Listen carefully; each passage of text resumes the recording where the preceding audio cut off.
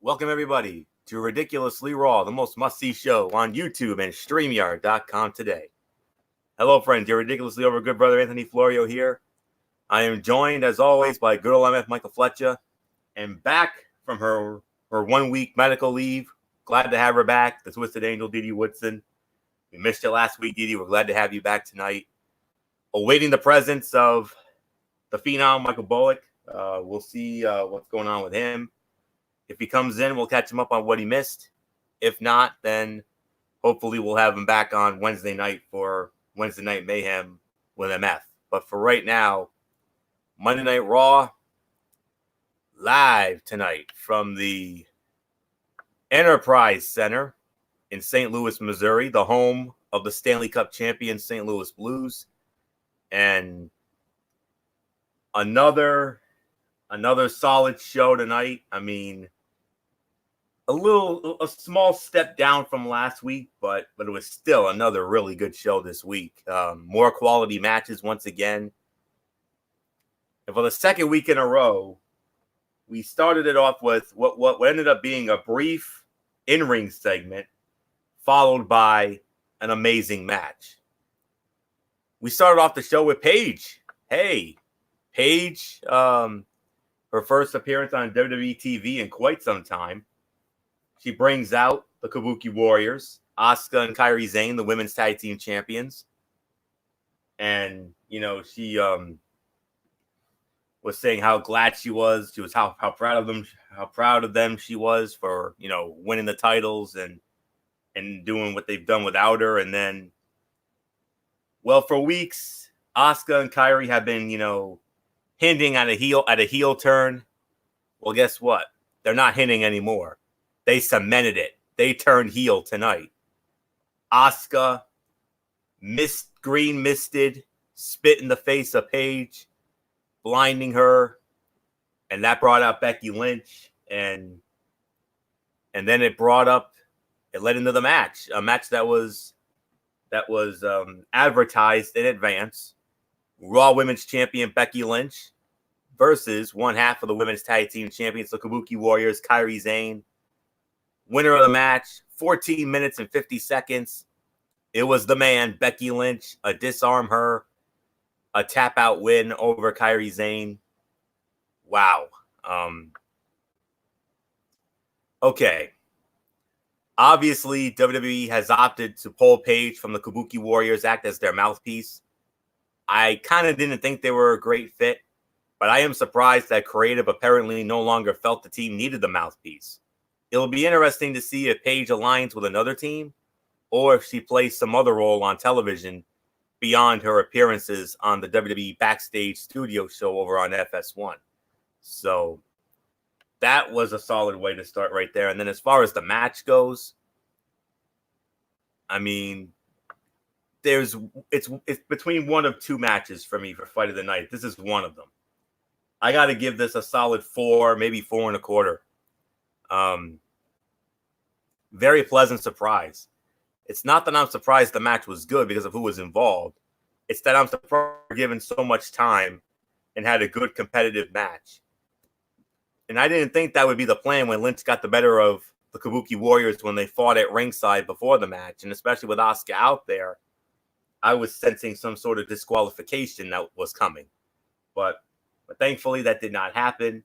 And they put forth one of the best women's matches we've seen on WWE TV in quite some time. It's been a while since we've had a very exciting, competitive match from the women on television, whether it be Raw or Friday Night SmackDown, what have you. So this was a pleasant surprise. Well done.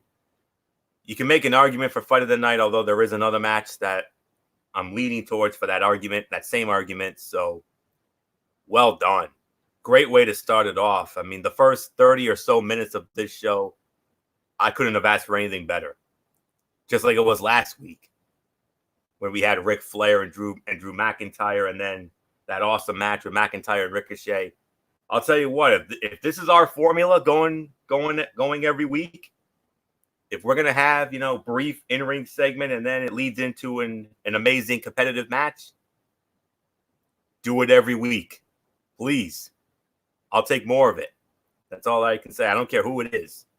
Just as long as they're fresh matchups and they're not the same old song and dance. So 4.25 stars. This to me, one of my fights of the night. I mean, I'm torn between this and my other choice. So well done. Great outing for the man and the Pirate Princess. Well done. Incredible. So nothing more to say. Let's bring in good old MF Michael Fletcher. MF, I mean, Kabuki Warriors cement their heel turn. Paige is out. And then the Pirate Princess and the man. What a match. Yeah, no, definitely a great way to start Monday Night Raw. No doubt about it. I could give this at least almost a 3-star fight. And yeah, this is, like you said, this was a great way to start it. I'm a little shocked at the beatdown, but, at what happened. But, like you said, the Kabuki Warriors is now full-fledged heels, so you kind of have to let Paige go. I don't know what they're going to do with her now. Maybe she'll become a contributor to WWE Backstage, which she does a very good job at, by the way. And I really like the angle that they do with Backstage. It's really no holds barred. Basically, it is a little more different than in the past, so I like it. I think it was good. So yeah, I got really nothing more to say. So Didi, what's in this? Yours? Yeah, I'll probably go about 3.5 stars. It was a good start to Raw tonight. With respects to how we've had shows in the past. So yeah, the short segment mixed with the match, very well done. Looks a good start. So not surprised that they turned on Paige, because I think this is what they needed to do was do the heel bit, since that's what they've been teasing for a while. So not much more I'm going to say about it. Floria, what's yours? All right, and of course, a staple of Ridiculously Raw cutouts, of course, and unfortunately, we had some nonsense after this. But then again, when you get that's their formula, that's their MO nowadays. You get a great match, they have to cool it down, and I can't think of cool it down than with nonsense. And it's 24 silliness, but you had Buddy Murphy, his in-ring debut on Monday Night Raw, and you put him against R-Truth. Okay. That's not the best way to use him, honestly. 2.5 minutes, Buddy Murphy wins the match. 24/7 silliness ensued. And then we also had the Street Profits. They cut a promo, and that was basically it. The live crowd got behind him, and that was encouraging. But they have a fun act that feels fresh. He went on a show filled with a lot of new acts, and I was surprised that WWE did not make them part of their preview for tonight's show. I thought they would have done that little hosting bit that they've been doing.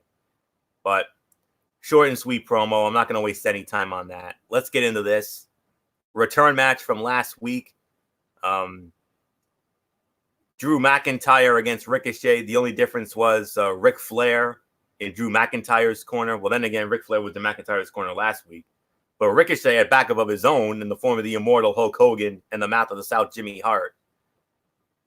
When all is said and done, Ricochet wins the match via a disqualification in 17 minutes because a certain hometown boy had to get involved. And now, before I give it to MF, and it's only fitting we start with MF because he is the biggest Randy Orton mark out of all of us, I'm going to go on the record here.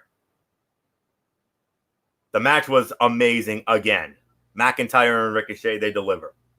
But MF, I got to tell you, that RKO out of nowhere was the sickest and most beautiful RKO I've seen probably since the one he did to Rollins at WrestleMania 31. Insane. No. You got to go, for me, because I got to see this as it happened live. He nailed Rusev in Providence on a SmackDown. Oh, that's right, yeah. And he absolutely destroyed Rusev.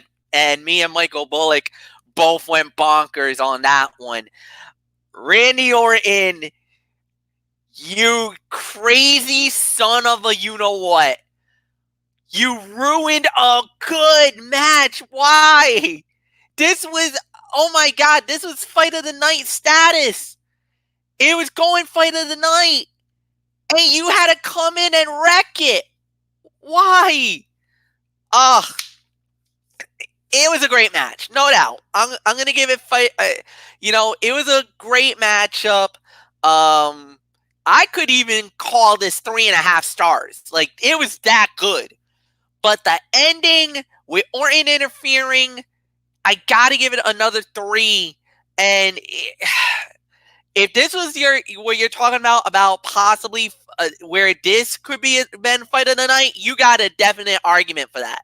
This was everything that you wanted. It was just as good, maybe even better than last week's fight on Monday Night Raw.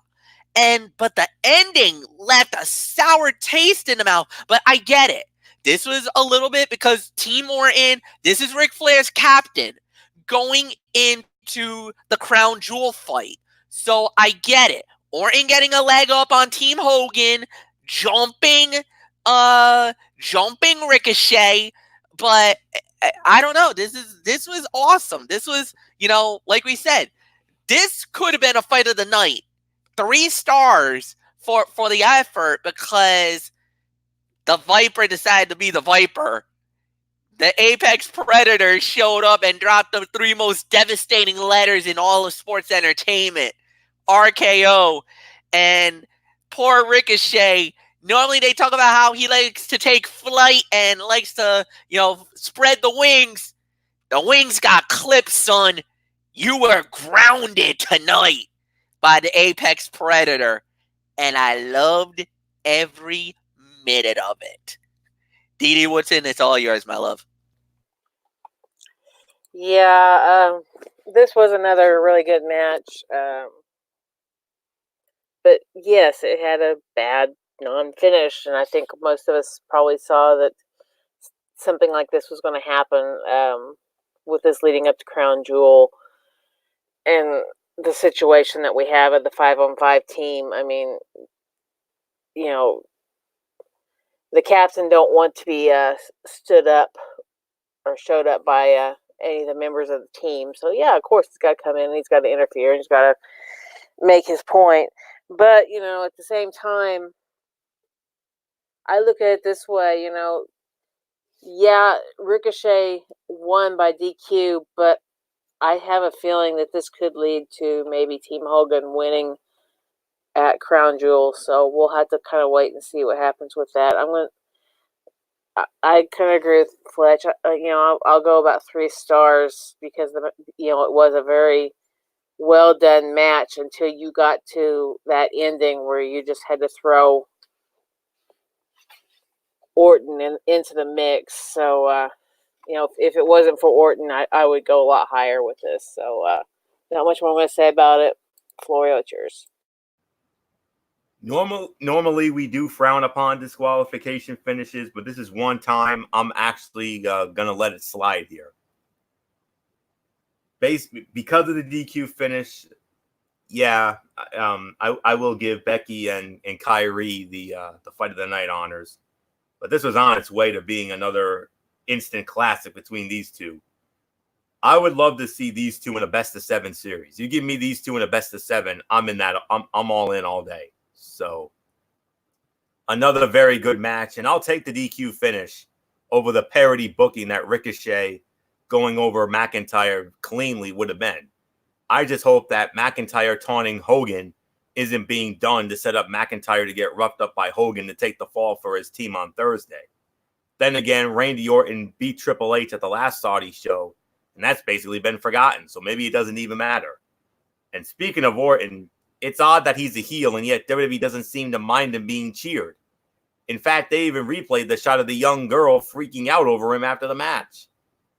But then again, it is St. Louis. It is his built hometown, so that's obviously why they went nuts. And, but that was one of the best RKOs I've seen in a while. I forgot about that Rusev one. I'm glad Emmett brought it up. That was an insane one as well. So, well done. Well done. That was an incredible match. 3.5. The match was 4, but I'm going to knock it down a peg. 3.5 for the DQ finish. But that DQ finish, though, this is one time I'm actually all right with it. And then from there, we had another cutout. The Raw Tag Team Champions, the Viking Raiders, squashing a couple of Hammernager jabronis, passing them off as Anthony Rizzo and Chris Bryant of the Chicago Cubs. Those two men are the heart and soul of that team, we all know. And, of course, 3 years ago, you know what they did. Won the hearts of the nation, winning that World Series. MF and I, we'll never forget that for as long as we live. And, but anyways, that was that. Andrade, Sin Cara, return match. Now, there's a young lady by the name of Catalina Garcia who came out with Sin Cara to counteract Zelina Vega. And Catalina Garcia, who was in the August 2019 class of WWE Performance Center recruits. And with Sin Cara losing again, it's hard to say whether she's going to be a regular part of his act or if it was just a one-off. And that said, I would not be surprised if she sticks around and maybe we get some mixed tag matches. Andrade, by the way, over Sin Cara 3 minutes, 10 seconds. And the Viking Raiders squashed those Hammernaggers in 2 minutes, by the way. And then another cutout here. We had Charlotte Flair and Natalya squaring off against the Iconics. Charlotte Flair and Natalya win the match 4 minutes and 20 seconds. Natty with the sharpshooter on Billy Kay for the win. Oh, man. Aside from making sure Charlotte and Andrade were on the same brand due to their real-life relationship, I still have no clue why they put Charlotte and Becky on the same brand. But I'll take it, though. You know me. I mean, we got the two hottest stars in the division, hands down, on Team Red. And I couldn't be any more grateful for that. All right, now we're going to finally get back into some relevant stuff here. Universal Champion Seth Rollins squaring off against Eric Rowan in a Falls Count Anywhere match. Obviously a teaser to the same match that Seth Rollins will have on Thursday at the Crown Jewel against The Fiend for the Universal Championship, in which the match cannot be stopped for any reason after that garbage finish at Hell in a Cell. But no big surprise here. Seth Rollins wins the match 15 minutes and 20 seconds.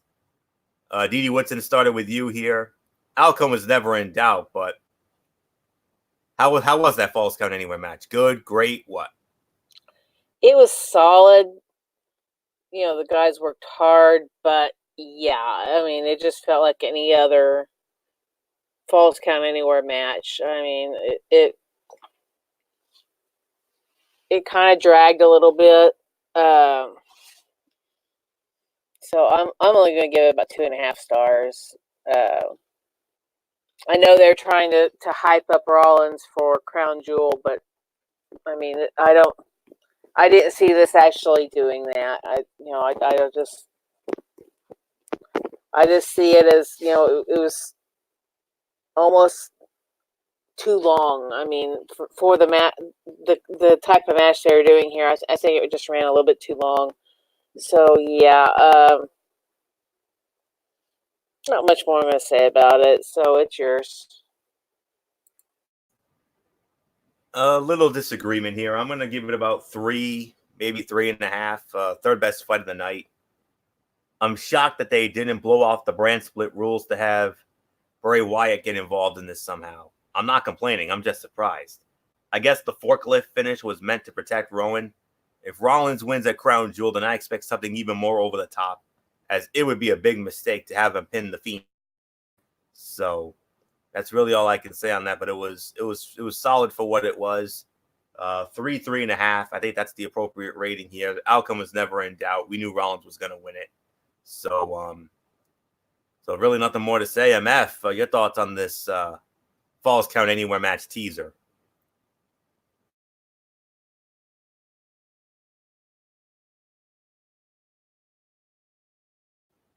MF, are you there?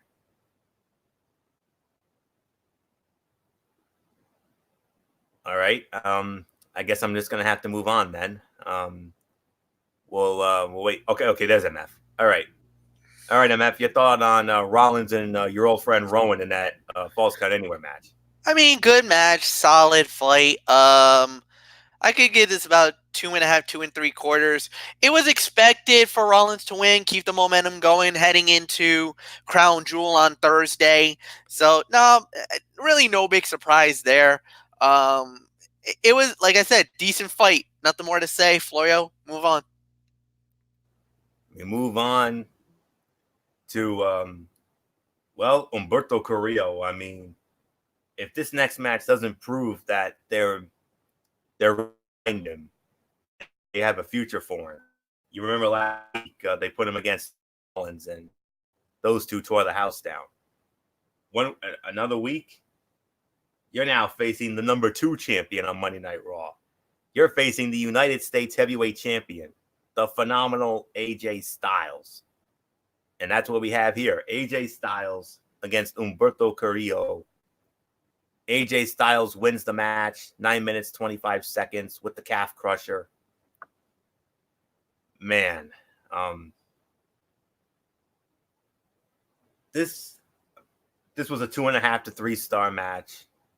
And it's a damn shame that it ended so quickly. I was kind of hoping they would have given them more time, really. I mean, if they had given them 15 to 20 minutes, this would have been 3.5 to 4 easy based on the bodies of work. Good match between Styles and Carrillo, but it was not as hot as last week's match with Carrillo against Seth Rollins. And then, of course, the Street Profits came out afterward. And with the Street Profits coming out, I assume it's going to set up a six-man tag for next Monday night show, which will be at the Nassau Coliseum in Long Island. So, we'll wait and see. That could be hella fun if they give it time and they book it properly. So, but other than that, the only complaint I had was it was a rushed finish. It's a damn shame they didn't get as much time as Carrillo did with Rollins, but it is what it is. So, but 2.5 to 3 for the effort, though. Really well done match. So, you know what? Screw it. I'm going to give it a solid 3. Solid 3. So, that's really all I can say on that. MF, I mean, Humberto Carrillo, his first 2 weeks on Raw, yeah, he may have lost both times, but he went up against our top 2 champions. What does that tell you? Yeah, and plus Vince McMahon also is very high on Humberto Carrillo, so he's actually liking what he sees from him. So obviously, when you win the respect of the boss himself, the chairman of the board, obviously you're gonna get yourself an opportunity, and that's what you got to do. Sometimes you get those chances in wrestling that you're gonna be. You hope to be something bigger or something more amazing, and at the end of the day, that's how you got to do it. So, no, Humberto Carrillo has done really well, made the most of the opportunities he's got up to this point. Yeah, it's a damn shame he lost the first 2 matches, but come on, you're going up against 2 of the biggest names in WWE. I mean, if you pull an upset, does that hurt him? No, but he lost in good fashion. Great, gained appearances, gained performances. Unfortunately, did not win, but well done for what it's worth. So yeah, nothing more to say. This was a good, like I said, good match, and nothing more. So let's move on. Didi, it's yours. Yeah, I'll give this probably about 3 stars. I mean, it was a good match. But I don't understand why they had him have the clean tap out, 2 weeks in a row. You would think, he lost the first one, so let's let him win a match. They were both non-title, so I don't know. It's almost like they're trying to bury him at the beginning of his career. So hopefully things will turn around for the boy. He's I mean, he's good.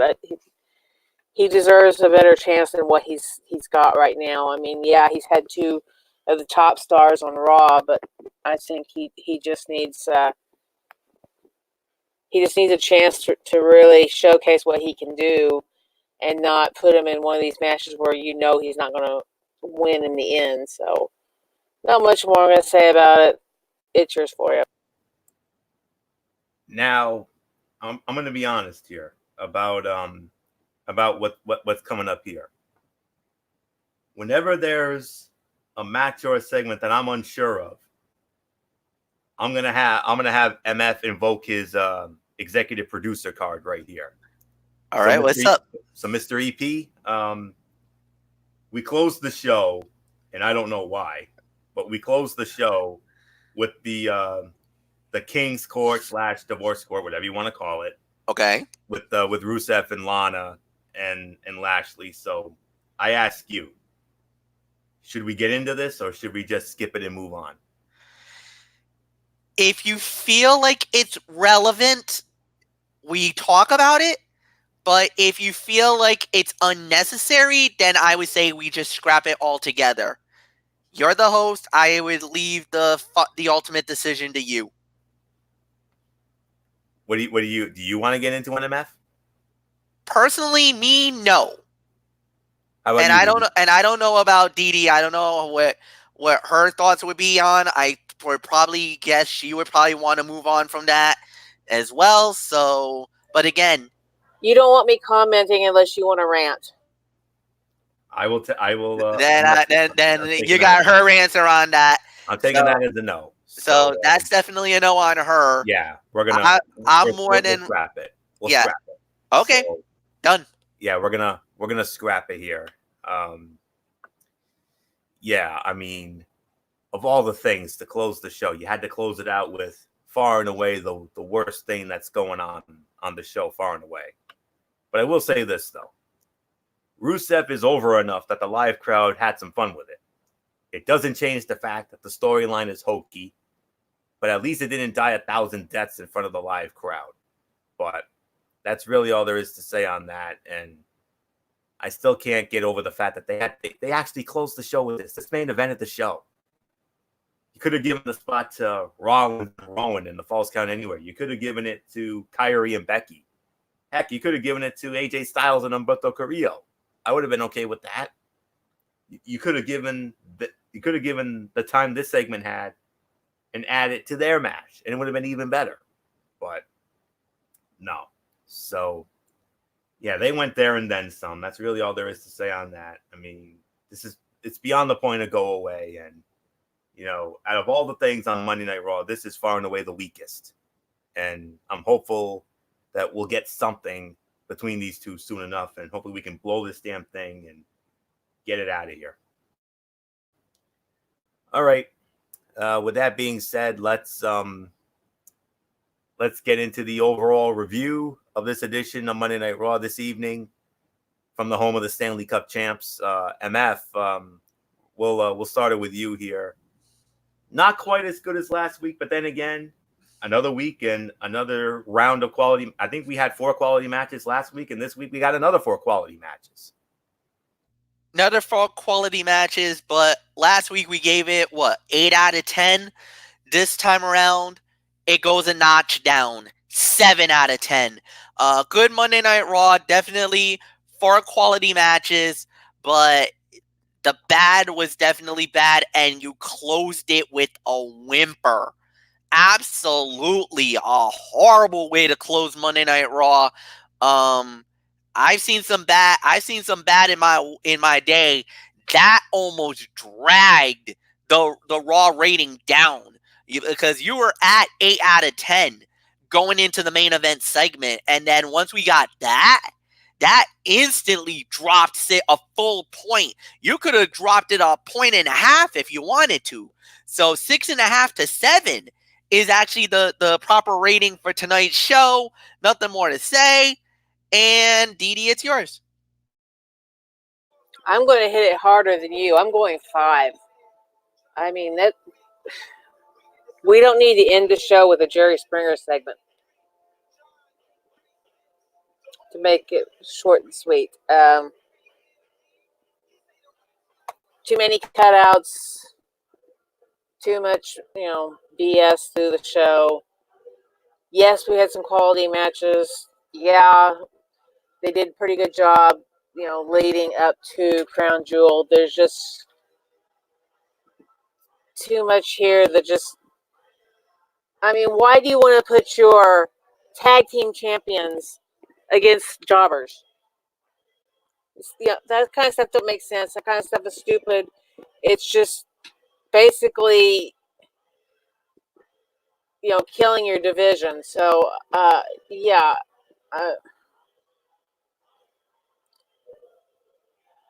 I hate to hit them hard with that, but you come out with something a little bit better. You give us something a little more quality. Charlotte and Natalya against the Iconics would have been better if you would have given them a little more time. Give them a little more, a little more space to actually build their match, build their little storyline that they're trying to do in that match. Move things around a little bit. AJ and would have been great to end with instead of the divorce court. That was pretty stupid. So I'm sorry. I'm hitting it right there with a 5 star. So good night, everybody. See you Wednesday. All right, good night, Dee Dee. I can understand where you're coming from on that, but nonetheless, MF and I respectfully disagree with the rating. I'm going to give it a solid 7. I want to give it 7.5, but the cutouts really prevent that from happening. But it's a solid 7 because we had 4 quality matches. You had Becky Lynch and Kairi Sane in the fight of the night. Ricochet and Drew McIntyre in another instant classic between those two. And then the Falls Count Anywhere match with Seth Rollins and Rowan. That was great as well. And then AJ Styles and Humberto Carrillo. Those are your 4 quality matches of the evening. That alone made it the 7 out of 10, of course. But we did have a good 3-4 cutouts or so, and then that horrific angle to close the show. But overall, Raw continued to spotlight the younger talent, and that's encouraging. But hopefully we'll get some good storyline development soon because there's really not much going on in that regard aside from the love triangle angle. So that's really all there is to say on that. So 7 out of 10 for me. A slight step down from that great show we had a week ago. So nothing more to say. Let's quickly get into the Tony's Take here. And there's only one thing because last Tuesday they had a preview show for Impact Wrestling, and I actually talked about it on our special Tuesday edition last week. So, but the Impact Wrestling review will return on my Tony's Take next week. So let's make a note of that. So it's only about 205 Live this week, and the show's dying a slow, painful death, friends. That's all there is to say on that. Cruiserweight champion Lio Rush started it off against Oni Lorcan. Lio Rush wins it in 7 minutes and 15 seconds. 2 3/4 stars. It was pretty good, but lacked the energy of their NXT match. Just was not as good. Tony Nese against Raul Mendoza. Raul Mendoza wins it in 11 minutes and 25 seconds. Match was solid in terms of execution, but no one cared. At some point, you had to change plans and try to make people care. It felt way longer than it actually was, and the finish was nonsense. And then we had Isaiah Swerve Scott against Arya Daivari. Swerve Scott actually wins in 6 minutes and 25 seconds. It was okay at best, but it should have been a showcase for Scott. Instead, Daivari controlled too much and had issues keeping up with Scott as he dragged down another match.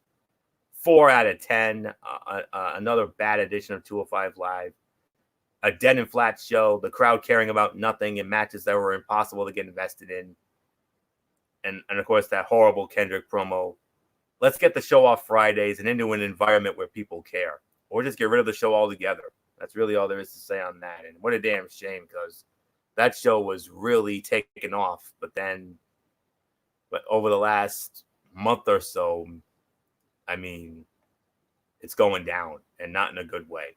So I'm just going to throw that out. I'm just going to end it here. That will put the bow on this edition of Ridiculously Raw. We want to thank you all so very much for tuning in this evening.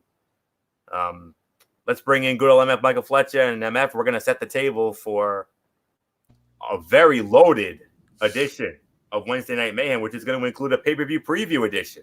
Yeah, first time we're gonna do it on Wednesday night, 10:30 Eastern. We're gonna have AEW. We're gonna have some NXT recaps, and then yes, we will be previewing the upcoming Saudi Arabia show on the WWE Network on Halloween afternoon at 1 p.m. It is Crown Jewel from Riyadh, Saudi Arabia, not Jeddah. I found that out. So it is Riyadh that gets it this time around. It's either Riyadh or Jeddah always gets it. So we always know it's in Saudi Arabia. This time it's in Riyadh. So we're going to do it. And 10:30, Michael Bullock, Anthony Floyo, Didi Woodson, and myself. Hope you guys will be there. Have a wonderful evening. Anthony, take it home. All right, we'll do MF. And we'll be back with you.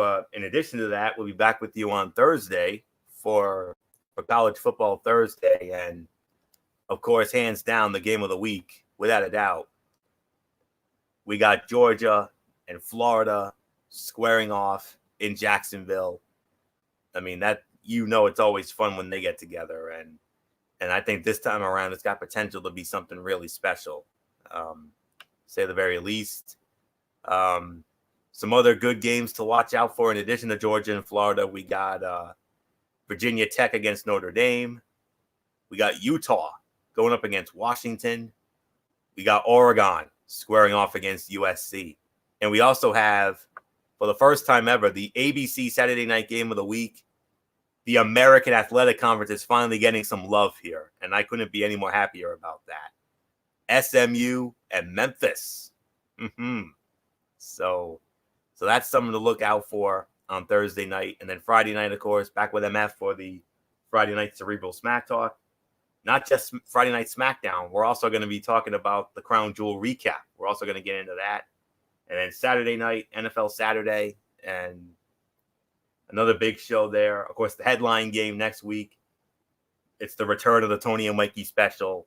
The New England Patriots and the Baltimore Ravens on Sunday night. I cannot wait. It's going to be hella fun. I can't wait to see it. So and then back here for Ridiculously Raw next week. And I think with Crown Jewels to pretty much be in the rearview mirror by then. And then I think next week we can finally, or maybe even as early as Friday, you never know. But either Friday, I think it's safe to say we can finally start the build to my favorite pay-per-view event of the year, the Survivor Series. And please let it be Raw versus SmackDown. But then again, whatever they decide, we'll see what happens. So that's it. So until Wednesday night for Wednesday Night Mayhem, it's your ridiculously over good brother Anthony Florio here for good old MF Michael Fletcher, and in spirit, Didi Woodson, the phenom Michael Bullock, and of course, always and forever, Derek Ferreira. You know the routine, everybody. Thumbs up. Talk to you later. Yeah.